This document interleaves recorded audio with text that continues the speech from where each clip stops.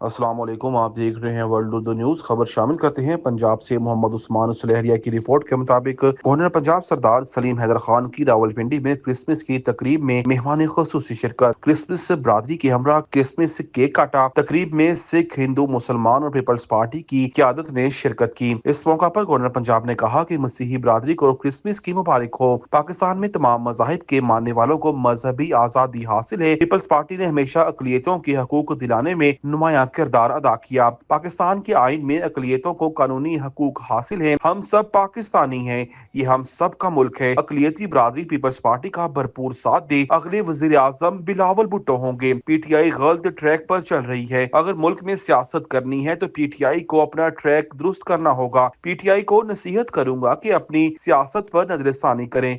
Governor Punjab ने मजीद कहा कि उन्होंने अगर मुल्क में सियासत करनी है तो अदारों को निशाना बनाने की बजाय टेबल पर बैठकर अपने हकूक और सियासत में स्पेस हासिल करें।